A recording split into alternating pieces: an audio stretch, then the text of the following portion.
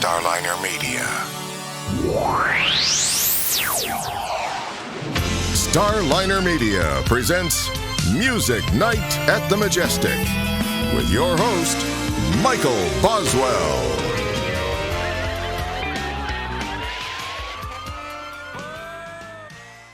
All right, time once again for Music Night at the Majestic, and with us tonight, Kurt Baker. Kurt, welcome to the show.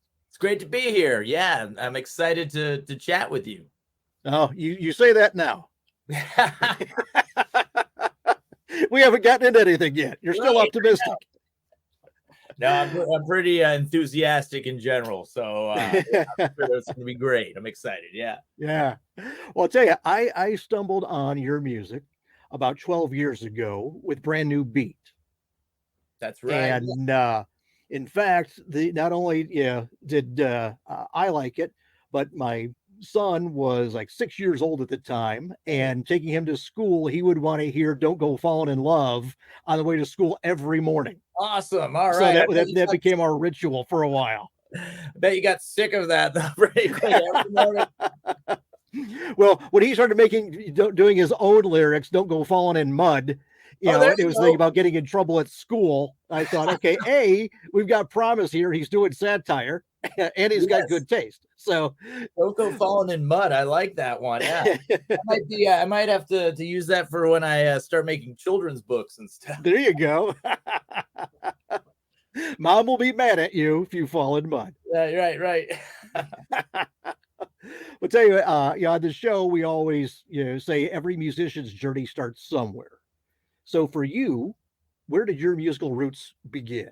Yeah. So, really for me, I think it all comes down to a moment that I remember very, very clearly in my head, even though I was pretty young. I was about 5 years old. And I remember my uncle, actually, we were in the family like minivan. I was with my cousins and uncles and aunts. And I remember him putting in a tape, and that tape being the Beatles' Revolver, and specifically the song The Word.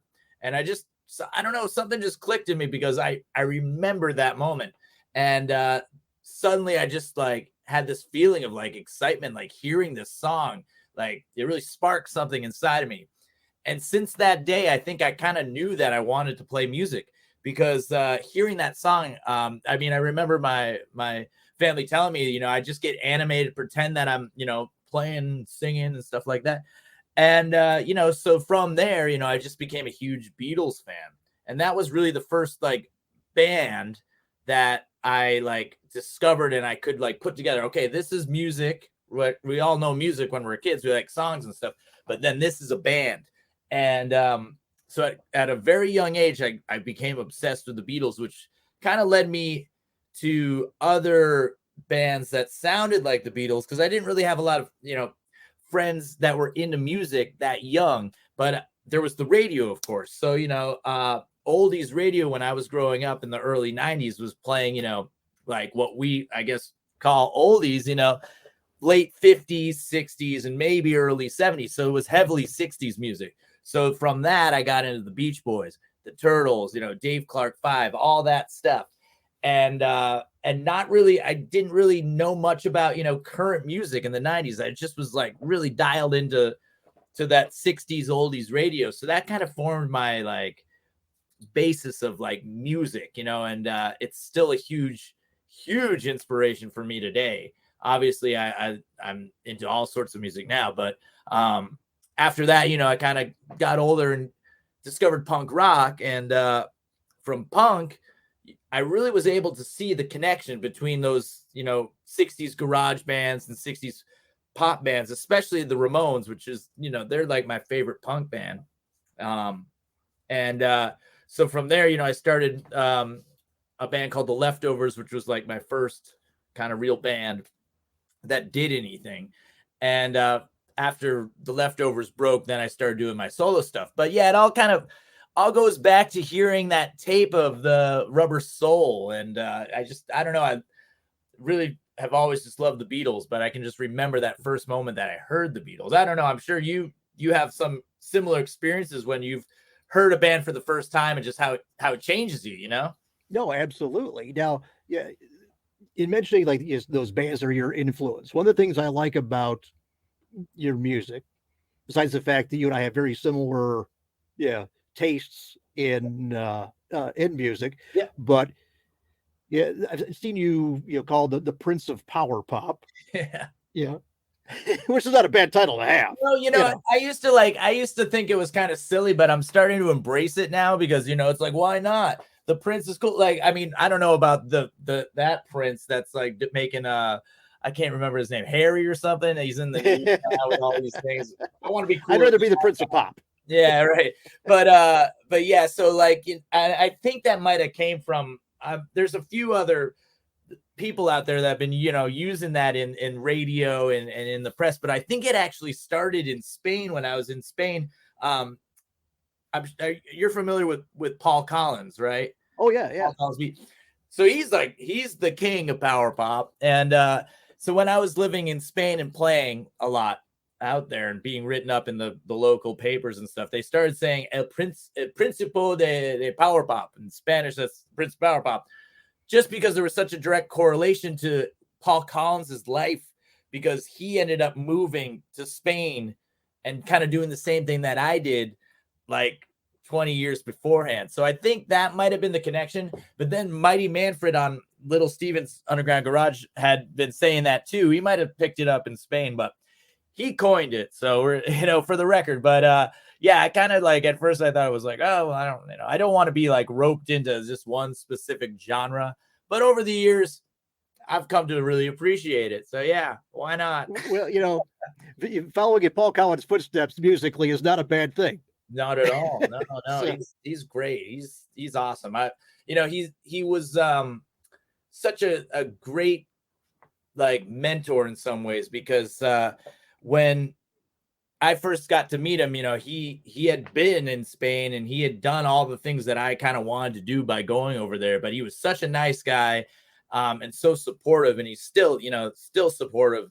But when we were first getting started, especially around the Brand New Beat time, he was trying to get some kind of power pop scene going in the United States like there was in Europe. And he's always just been like, a fighter for it and playing, and yeah, we also got to play with Paul many times in Spain. So it's just always great to share the stage with him and rock all those brilliant songs. There's so many great songs that he has. So. Exactly. Well, you got to do the Nerves calling on the telephone. Right. Yeah. So like, on the telephone, I should say. Yeah, that's right. So that was one of the first things I did as a solo artist. Yeah, because like when my first band that I was kind of talking about, the Leftovers, we kind of disbanded. A lot, musical differences, all that, stuff that goes into any of the bands. Standard band stuff. Right. But I was lucky enough to go out to Los Angeles and record this EP of cover songs. Now it was a EP of cover songs because at the time the Leftovers hadn't actually disbanded yet, so it wouldn't have made sense for me to be releasing original music, because I would have written that for the Leftovers.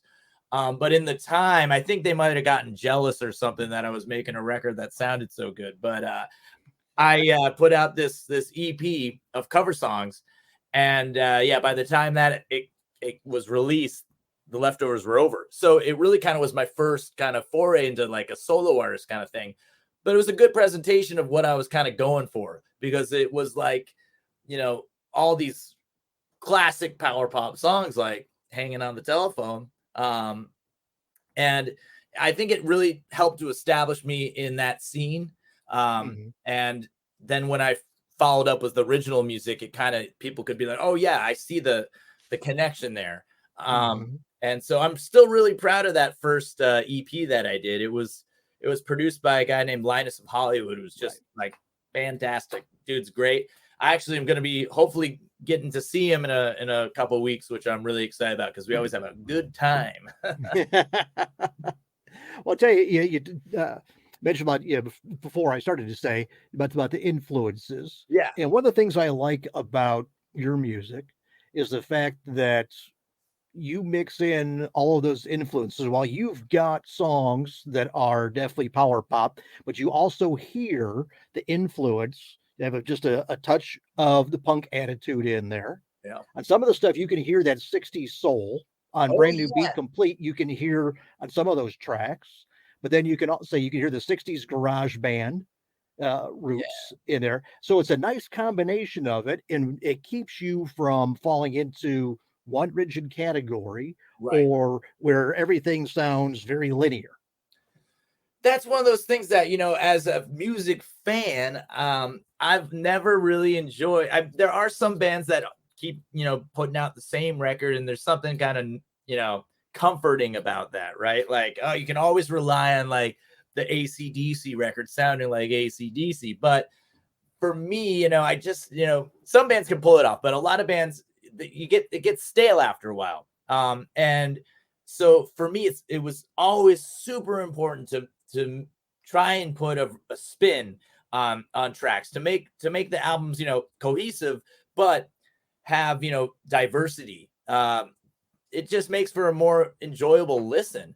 And when you're a music fan and you can figure out how to pull from those, influences into your own songwriting, you just have so much to choose from where you want to go with it. So it's like, yeah, all right, I got this idea, and it's kind of heading in like kind of a Motown-y soul kind of way, but let me put my own original spin on it. So it kind of comes out as like kind of a power poppy, like rockin' song, but the original idea was very steeped in this kind of Motown bass line or something. And like, actually, if you were to pull up, like take Don't Go Fall in Love, for example, if you were to take that apart and really kind of go to the bare bones of that, and you could put the Supremes singing on it, it could be, more of a Supremes like early Motown song. It's just the kind of the approach to it. So drawing from so many different influences is something that I like to do. It's fun. It keeps things interesting. I mean, like on the Brand New Beat Complete, what we did was there's like a kind of disco-y track on there too. And, I love disco, so it's like, let's do that. The songwriter that worked with me on that song and many songs, Wyatt Funderburk, who's produced and mixed a lot of my stuff, he's a huge fan of all types of music too. So the two of us getting together, it's like, whoa, we're pulling from all kinds of stuff, It's crazy. Yeah. you never know where it's going to go. Right. That's true. And sometimes it doesn't go in the direction that you want it to. And it doesn't work.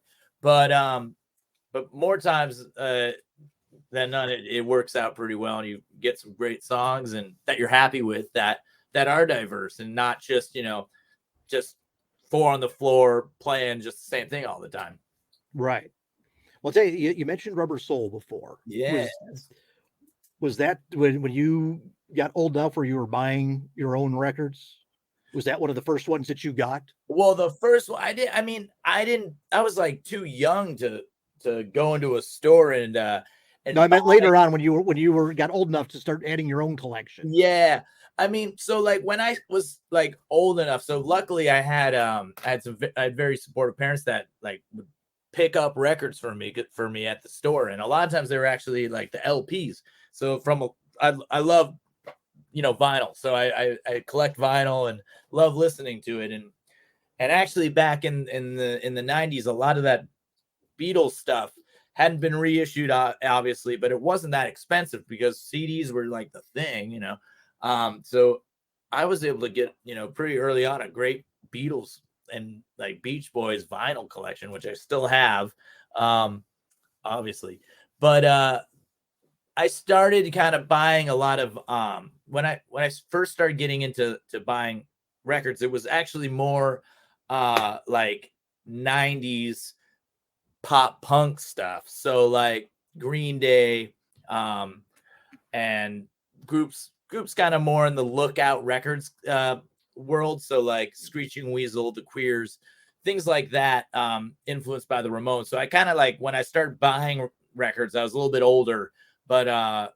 buying more the kind of punk stuff. on CD, you know. So, but Yeah. that was great too, because there was always, you know, great record stores. And in my town in Portland, Maine, there was, you know, some great places, and just like hanging out there. I used to hang out at the record store all the time. I mean, that was like a really cool thing to do, because you could learn from people, like just also browsing around, chatting with the shop people. I used to love hanging out in record stores. I don't know if you're into doing that as well, but it's a great way to spend the afternoon, you know? Yeah, well, I'll tell you that there were about 4 different record stores by me where you'd go in there and they all had people working the counter Mm-hmm. that were really knowledgeable and fun to talk to, Yeah. which obviously is good for sales, Right. but at the same time, it creates that environment where it's just a fun place to be. Oh yeah. And, you know, everybody would turn each other on to stuff that maybe they hadn't heard about. So it was a great way to expand your collection. And they would always have something cool playing in there, because it was never some just, you know, whatever the trendy top 40 thing playing was. They would have some, you know, something out of left field that nobody else would be playing. Right. Yeah. Right. So That's, you know, and that's another thing too, because like nowadays, I feel with the way that people listen to music and consume music, it's much different, because you have to, you know, all you have to do is just, you know, open up Spotify or go on YouTube, and you got things that are already suggesting you new stuff. Now, I do like that. I like that when I have, you know, when I'm listening to music, I do stream music, because I'm able to discover a lot of stuff that I wouldn't normally have been able to discover. But before then, you know, we didn't have that. We had to hang out at the record store or go to like concerts. You know, mail order was like such a big thing in like the punk rock world. I remember getting these mail order catalogs of like punk rock records, and just looking at the album cover and the name, and that's all you had, because you couldn't really listen to the songs really. Right. I mean, maybe back then, you know, in the early 2000s, late 90s, like go to a website and maybe listen to one MP3, but there was no way you could listen to the whole album. So you had to take a chance on it. It's like fishing, you know. You never know what you're gonna catch. But and I bought, when I was growing up, I bought a lot of records that I was just like, this is bad. I mean, I feel bad that I spent money on it, you know. But that was part of it, and you know, that's kind of that was part about like learning what you liked and what you didn't like, you know. Right. So, and that was great. And I'm actually kind of like fortunate that, you know, I'm about to be 36, so I mean, I'm kind of on the tail end of all of that, but I still remember when, you know, record stores were hugely important to just like, you know, learning about music. Mm-hmm. And I feel that there is still some of that going on, which I think is great. The only difference is now is like, you know, when you go to a record store, you're going to be able to if you're interested in a record, for example, if like you're looking at an album and it looks really good, I mean, you can probably put the album on your phone and listen to it and decide if you want to buy it or not. And you know, that's good. You're still supporting the record store, but you're also not buying a crappy album that you're never going to listen to. See, we used to use the cutout bid. It was our gambling deal, where we'd go through and find stuff, and we would either look to see who produced it first, if it was a producer that we were familiar with, and if it was there were studio musicians involved, then we'd look to see who they were, and if they were on other albums that we liked, then that would be okay, well, we got 2 out of 2, and then you if there was, you know, outside songwriters involved, look for those or what have you, to find something that you could, be a possible success by association, if you will. Oh yeah. I mean, you're saying that like I got a Cheap Trick shirt on right now. I know like this guy Tom Werman produced so many Cheap Trick records. Well, the important ones, I think. He it produced a ton of music. So like, going like flipping through like used vinyl, if I saw his name, I bought the record, and a lot and so, he did a lot of different, pop metal stuff too. But there was a period, in the late 70s, early 80s that if it was produced by him, you kind of knew it was good. So I know exactly what you're saying. Yeah, I've done that too. Yeah. Well, at least it gives you some comfort that, well, I probably didn't waste my money completely on this. You might only get one or two good tracks. Right. That's two good tracks you didn't have before. That's right. That's right. Yep. I think I actually just, I was in, where was I? It was Ohio, I think, like a couple months ago. And I remember my buddy had played me this one song by, I think the band's called, I want to say it's called Stranger, but it's they had this one song called Jackie's So Bad, which is just a great, great song. The record was produced by Tom Werman, I'm pretty sure. And I found the record. I'm like, whoa, this is it. And I hadn't listened to anything else because you couldn't really find it on. Still, there's a lot of records that are not available online. And we, so got the record, took it back. And yeah, there's only 2 good songs on there, but hey, those 2 songs are worth, the $3 I spent on the vinyl. Exactly. That's where you get into audio value. Right. Yes, exactly. I'll tell you, after Got It Covered, throughout the years, you've done some interesting covers. And one of them, I was very surprised, not because of the song, that you would be doing that song, because it was made sense to me, but it was a song that was all that well known, and that was Single Bullet Theory's Keep It Tight. Oh yeah. And I love that record when it came out. And so when I saw you had covered it, I thought that's really cool. How did you come to do that song? Well, so that's one of those things. So when I was kind of I guess around the time I was in late high school, just getting out of high school into college, I just got really into like kind of the power pop new wave stuff, and used vinyl shops were starting to pop up all over the place because vinyl was getting cool again. But there were so many great records that were like literally $1 that you could just pick up because it was a cool album cover, and I saw that Single Bullet Theory album cover with all the water pistols on the cover, yeah, which is just such a cool photo. It just pops right out, and it's so new wave. It's kind of how it's gonna sound just by looking at it. But what I wasn't expecting was how good that record would be, because every song on that's really well written, well crafted. And so it just really became a favorite album of mine. And when I started writing music, like with Wyatt Funderburk, the guy that we basically co-wrote brand new B-sides, all that stuff. Play It Cool, After Party, the kind of 3 albums. One of the first times that we hung out in Maine, where I was living at the time, I had a burned CD, I guess it was, because I had the record, but I wanted to listen to it all the time. And so I had a buddy that had one of those machines, which I guess is pretty normal now, but like he was able to kind of rip the vinyl onto a CD. So I picked up my buddy Wyatt, and I had this CD, and we just listened to it on repeat. And that song and that album had always been something that kind of connected us, because we just loved that and we loved listening to it.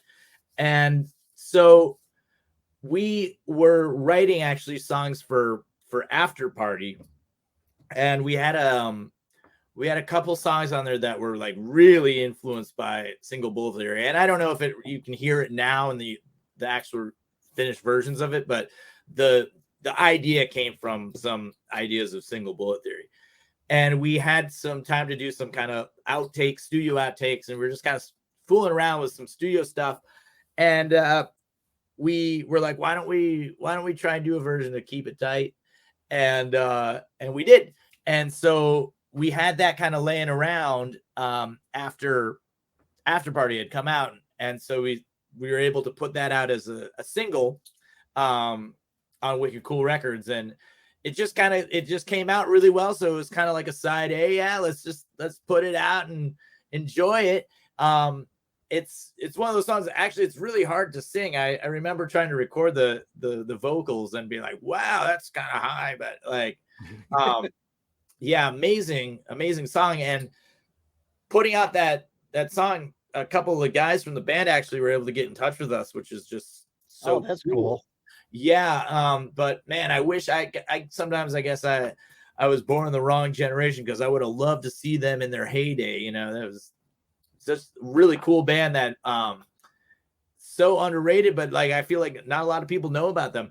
Putting out that song though, it kind of made me happy, because people, you know, like yourself, you know, have been saying, hey, yeah, I remember that band. So yeah. In fact, that album is one of them that I found in the cutout bin. Yeah. That cool. I simply took a gamble on, because I'm looking at it and it's like, okay, the cover's got the right vibe. Right. The song title's kind of got that vibe. I'll give it a shot. And sure enough, it's like, man, I love this song.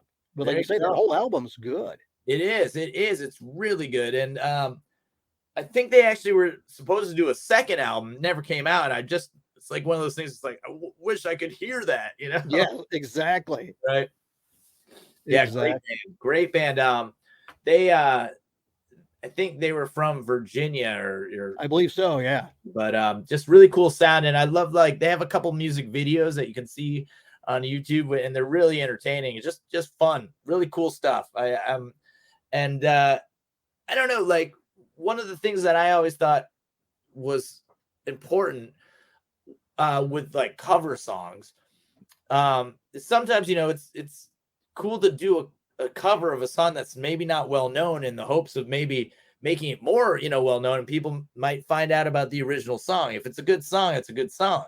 So, you know, one of the things that I've always liked to do is try to, you know, record some versions of songs that are kind of obscure, just so they can get a little more, you know, traction, you know, get more, you know, mileage out of that. You know what I mean? Yeah, exactly. Well, speaking of which, I mean, it's Billy Joel, but it's one of those songs that the fans know, but outside, if you're a top 40, you know, a singles type listener, Sleeping with the Television On is not a track you're familiar with. No, it's not. And that, I love that whole record. I mean, I don't have all of Billy's discography, but that Glass Houses record definitely was just great for me. So I always wanted to cover that song too. And the keyboard player in my band, Chris Fingers Rogers, he's a really good kind of Billy Joe Elton John kind of dude. So we had a lot of fun recording that one too. Yeah. Well, you know, when it comes to covers, one of the things we talk about on the show frequently is, and again, this is my opinion. Yeah, if you don't bring something new to it, there's no point in doing it. There has to be, you know, the artist who does a version has to have their thumbprint on it, so it sounds like them. So you get that wonderful blend of somebody that you like doing a song that you like, but together, if you will. Totally. I mean, there's no real point in just, you know, doing a cover song that sounds exactly the same. But I mean, I think if a well done cover will take the best elements of the original and then also combine, you know, the original, you know, side of the artist and the singer. So, you know, I've always tried to do that with my cover songs. There are some covers that I guess I've done that haven't really been, you know, they haven't turned out for me as well as they could have. But then again, you know, it's like one of those things for me. I did a version of this song by a band called Yipes from Milwaukee, and they had a track called Kiss Me, and I love the original, and I was like, this is gonna be a great, you know, this is gonna be a great song for us to cover, to play live, you know, blah blah blah. And you know, we ended up recording the track. We tried playing it live a couple times. It just was not gelling. And even the recording itself was not really my favorite, you know, cover that I did. I did though end up meeting the singer and songwriter of that song, Pat McCurdy, and he comes up to me and goes, you were the one that covered that song. I go, yeah, I did. He's like, oh, it's better than the original. I go, no, it's not, but thank you. It's like, if you think so, okay. So you never know. Like, everyone hears things differently too. So, Right. as long as the intent is good, then maybe, the final result, works out in everyone's favor. Well, I'll tell you, Kurt, you mentioned the single bullet theory videos being fun. Yes. Your videos, you clearly don't take it overly serious. No. And obviously not huge, studio budgets to produce these things. No. And but you kind of acknowledge that with the way you do it, and which makes it more endearing, I think, to the viewer. So on for your videos, what's your approach to it? How much input do you have since you're not directing? It's a real mixed bag, because it really depends on who you're working with, the circumstances that are there for budget and for ideas and everything. We're not putting out music videos that we are sure are going to be on MTV. So, it's they don't play music videos anymore anyway. So, well, yeah, you know what I mean. So like the TV. So, right. And we kind of like, we're coming from like more of this kind of YouTube blogger, video blogger generation where kind of anything goes. And even now, you can get famous for, filming whatever, like slipping and falling on your skateboard, So, the thing is that it's just important to have content that's going to entertain people and have things that have a video that's going to, mesh well with the song. Right. It doesn't always matter that the production value is so high, because you can spend thousands of dollars, a ton of time on a video that maybe looks, visually appealing, and the editing is just amazing and artistic and all this, and no one really watches it. But a lot of times that also has to do with the fact that the song's not very good. We always know that our songs are good, so no matter really the quality, it can run the gamut of being a really well-produced video to something that we filmed on our, little hand camcorder or whatever, or phone. If the song's good, then people are going to enjoy it. And if you're doing it, with heart, and you're doing it authentically, it's going to be an enjoyable thing for the people to watch, So, we've got a video for Cruel to Be Kind, which is on the first cover album. And, we literally just filmed that in 2 hours with a little handheld camera, and it didn't cost us any money. And it has the most views of any of my videos. And I've spent, I've had a budget of a few $1,000s for videos that no one really watches. So it's like, who knows? But, with any of them, it's always, we try to make it entertaining. We try to make it fun. I've always enjoyed that myself when I've seen videos that are not too serious. I mean, with my music, it's not really like depressing or sad, up front. It could be, the lyrics could be, but musically it's upbeat. It's fun. So the videos have to reflect that, and so we've always tried to make fun videos and look like we're having fun, because we are having fun. We're having a good time. This is like, we're lucky to be doing this, So yeah, you never know. But like Cruel to Be Kind is a great example of just like me and my friends getting together and doing that. And that's got the most views. Again, the songs are good, so it's like, you can't go wrong with Nick Lowe's Cruel to Be Kind. So that's gonna bring in people watching the video to begin with, but then you might discover some of my other songs. So, all right, we did it. Now, question, in the video for Weekend Girls, yes, you're driving an El Camino. Is that yours? No, no, I don't even own a car right now. Yeah, so we filmed that down in Texas, and it was this guy from the middle of Texas had an El Camino, the record label that was helping out with the record or the video production, they knew this guy, and he showed up. He had the handlebar mustache, the real Texas deal. And I got to drive around his El Camino, which was pretty cool. Can't complain, really. You gotta like that. Yeah. Yeah, that was fun. We were trying to make a video that kind of like was, that song was kind of influenced a lot by like that 80s kind of hair metal style. So we were just kind of trying to make a fun, 80s style video. And you have to have an El Camino, I guess, right? That's right. Regardless. Now, on the videos that you've shot, what's your favorite? Oh, wow. That's a tough one. So I mean, I love Cruel to Be Kind just because it was something that we did totally DIY and this really, really simple one. But I also really like these two videos that I did with my band in Spain. That was the Kurt Baker combo. We did two videos from the record Let's Go Wild.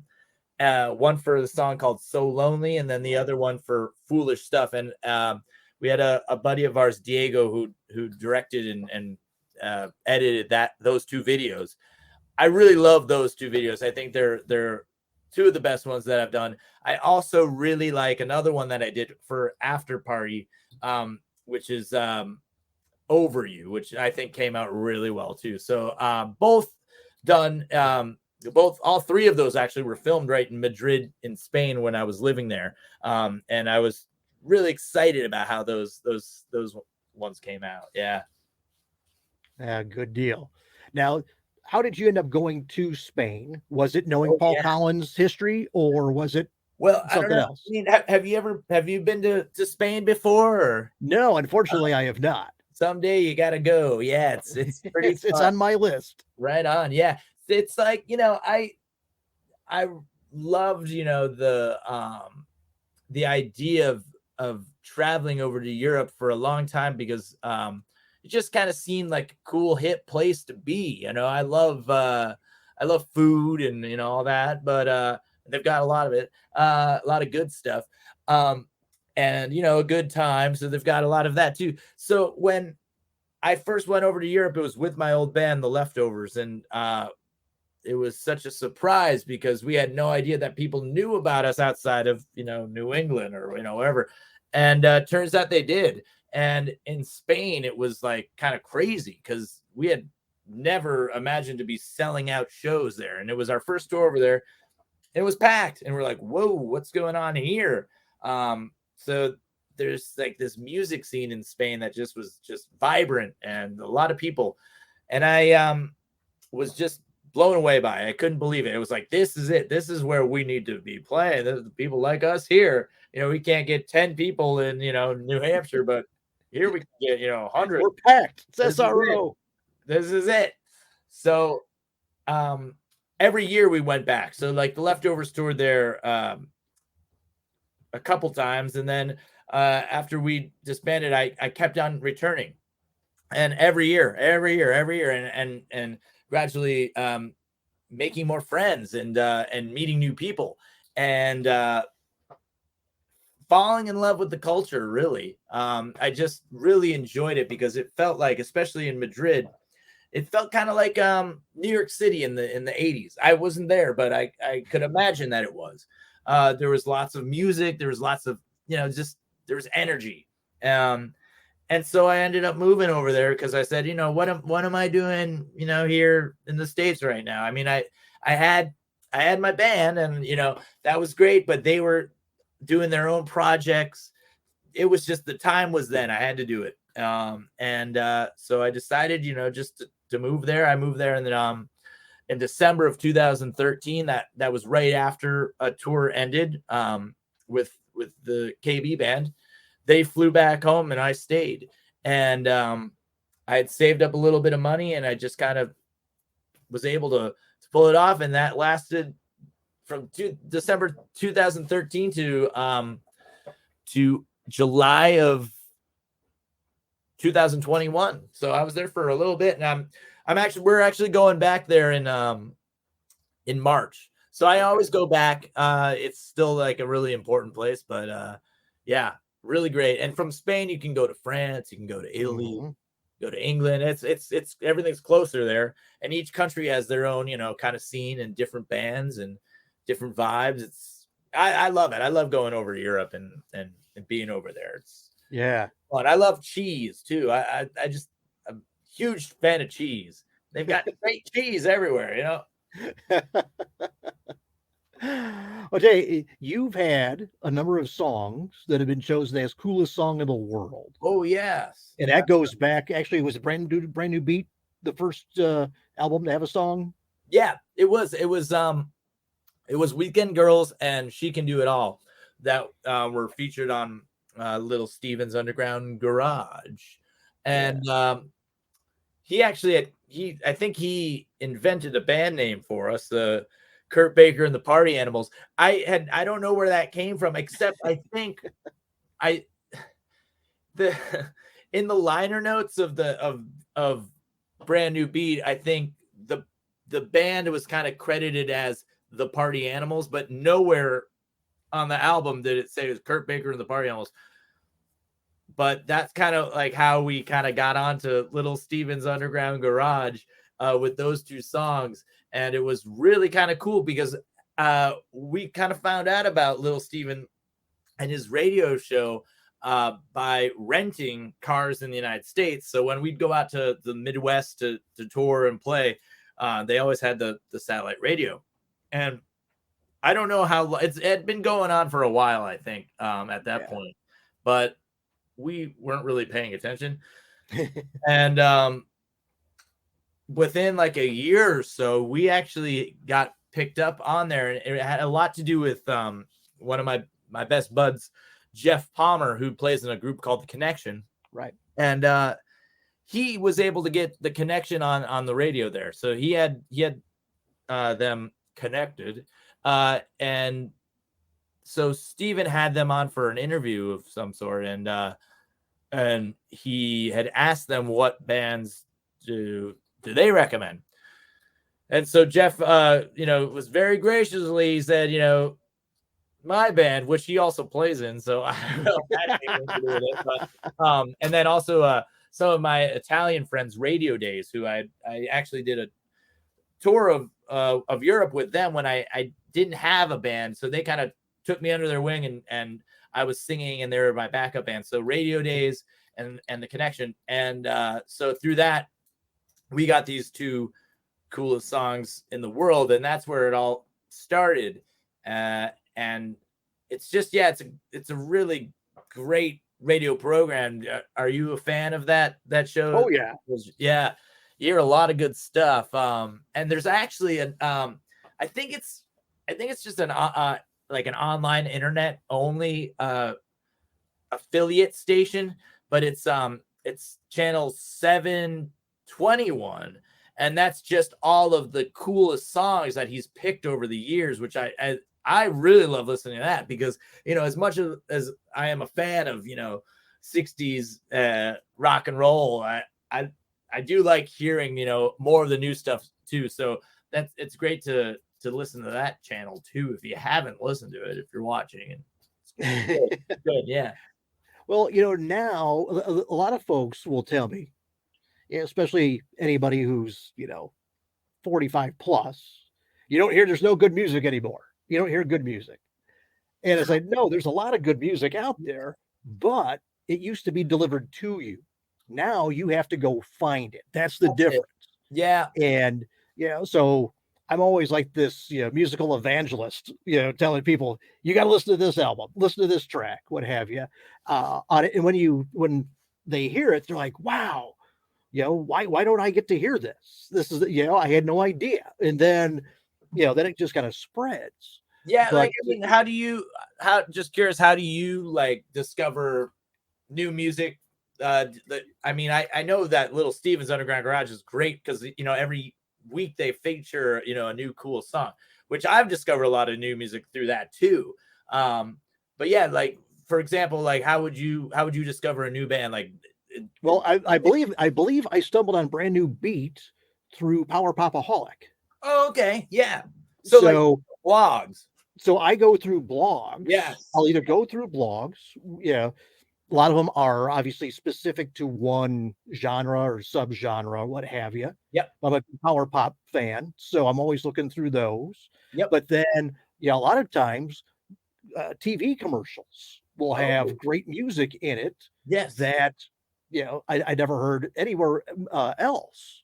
So between Underground Garage, blogs, TV commercials, what have you, and then friends who are Right. proactive on searching out new music, that's basically what it comes down to. Because unlike you know 40 years ago where I could turn on the radio and then hear, Marshall Crenshaw singing Someday Some Way. Yeah. Now you don't get that, Oh, so yeah. I mean, now you've got to search it out. you have to search it out. I know. And like, it's, it's one of those things. It does take time. And a lot of times you have to sift through a lot of stuff, but every now and then you do find something really good. And you do mention, friends are a great way to discover new music. And, I spend a lot of time just hanging out with my friends and just talking about music and sharing new tracks. But I mean, I feel like that's been happening forever, but now more so than maybe before, just because it's so easy to share new songs. So Right. Hey, check out this track and listen to it, and so that is great. But that's funny that you hear music in commercials. That's great. I have heard some great songs and commercials, but I never have enough time to figure out what's going on with it, or like picking up on a lyric and trying to like search Mhm. for it. Yeah, well, I'm a music first guy. Yes. So the music is what catches my attention before the lyrics. Yeah. Probably because I can't remember lyrics for nothing. But Oh yeah. it's if I hear either an interesting melody or a great riff, now you got my ear.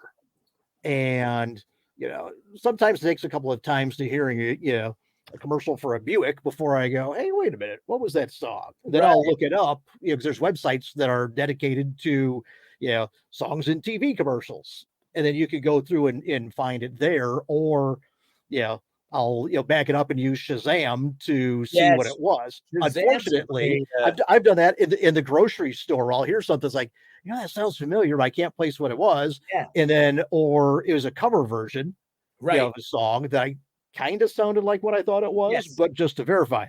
Unfortunately, with Shazam, a lot of the stuff that I want to get the answer to, they don't have. Oh, really? Yeah. I mean, that has happened to me occasionally, where I've like really wanted to hear what this song was, and it's not coming up on Shazam. I'm like, oh man, that's impossible. And then you have to hope that you hear it again. But Right. yeah, you do hear a lot of great stuff in the commercials, and Shazam is a good tool for that, for sure. I have used it. There's a great radio station that I've been listening to lately, that's actually from France. It's called Radio Nova, and they play an eclectic mix of things, but it's really cool because I haven't heard like any of these songs. So it's like, they play all rock, reggae, pop, all kinds of stuff. But I'm sitting there constantly just hitting Shazam, and then I'm making a playlist of all this stuff, and so it's kind of cool. It's like, yeah, you're listening to the radio and you're discovering new music again. It's like that's awesome. You can't beat that. That's a great feeling for sure. So I mean, I think that's like such a it's a silly statement when someone says, "Oh, there's no good music anymore. I'm giving up on new music." It's like you're just lazy. You just don't want to try. That's all it boils down to, because the old music is going to be there forever. You'll always be able to go back and listen to that. But I also feel like I do want to say, it's like you got to have kind of a small brain if you only listen to just like a few bands I only listen to 60s music. All right, cool. there's a lot more out there. If you don't want to listen to it, I'm going to listen to it because it's good. Exactly. But yeah, that's how it is. Yep. So I figured, if anybody doesn't want to put forth the effort to find it, it's their loss. Right. Exactly. And then the people that are into it, all right, welcome on board. Enjoy the ride, Yeah. Well, for me, it's still a thrill finding something new. Yeah. And when you hear somebody who's been influenced by the same artists that you like, Right. but yet they've got their own personal touch to it. Now it's, like getting, comfort food, but they use a different seasoning than what you normally have. And you're like, whoa, now I like this, so. Yes. That is a great feeling when you discover a new band and it just kind of is like, it's electrifying. It happens less and less, I think, for me over time. It's too bad, but I remember, being younger and just being like every week, like, whoa, whoa, whoa, whoa. But that's kind of part of like growing up and like, finding out about new music. So now when it happens, it's a big thing. You're like, oh, okay, yes. And you want to kind of hold on to that feeling because it's like, wow, just getting excited to listen to their record. Like, I want to go home and I want to put on that record, Yep. That happened to me recently with a couple bands. There was a band that I just love so much. They're called White Reaper. And when I heard them in Norway, actually. We were on tour in Norway and I just go, what is this? This sounds great. We had just finished our gig and they started playing on the house PA at the bar that we were playing at. And I had to go to the bartender. You have to tell me like who this is, And he told me, and I just looked it up. I got and found out about their record, and the album had just come out, and I was in Norway, and I bought the record, and I was like, this record is it was called I think something like the world's best American band or something like one of those, but it's true. They were just so good, and then it happened to me, again with a band from England called Bad Nerves, and they're really kind of punky, power pop, but very fast, not too fast, but for my kind of punk rock background, and then my love for just great hooks and melody, I heard this band and just was like just floored. I had to listen to the record, and once the record ended, played it again, all over again, kept on playing it, and it's like that's euphoria if you're a music fan. You're just like, wow, that's what you live for. That's really what you live for. If you're discovering new music like that, and that feeling that new music gives you when you discover it. Exactly. Well, tell you what, Kurt, I know we're coming up on the end of our time for your schedule here. Is there anything that we didn't touch on? Do you want to make sure we squeeze in before we wrap this puppy up? I mean, I'm just happy to chat. I hope you've had a good time. Like me, I love just talking about music. I'm glad we kind of got into that. That's great. I can go on and on about all the stuff that I've done, and but it's not really that important. What's important is just the music. So just talking about that and sharing our mutual love for that is just a pleasure. So I thank you a lot for this opportunity. All right. Well, tell you what, when the next album comes out, come on back. We'll talk about all the stuff we didn't get to this time and the new album. That sounds perfect. You know where to find me. I'll definitely be here for that. All right. Sounds good. We'll tell you what, throughout the show, we've had your social media posted. You'll be scrolling across the bottom of the screen there. So this way folks can find you, get to your music. So we got is it Facebook's up there now? All right. Yes. Great. And then of course the YouTube, so they can see perfect. Almost all of your albums are up there, if I'm not mistaken. Yeah, mostly everything's up there. Yep.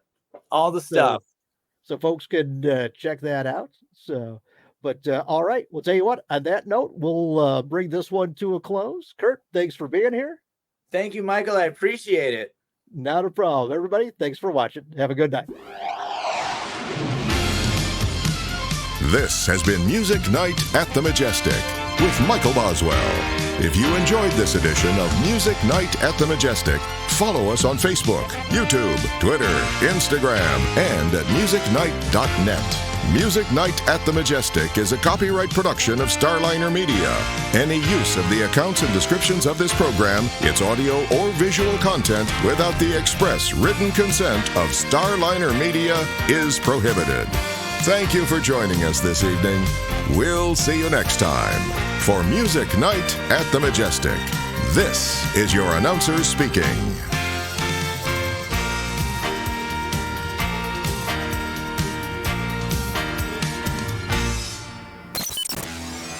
Starliner Media.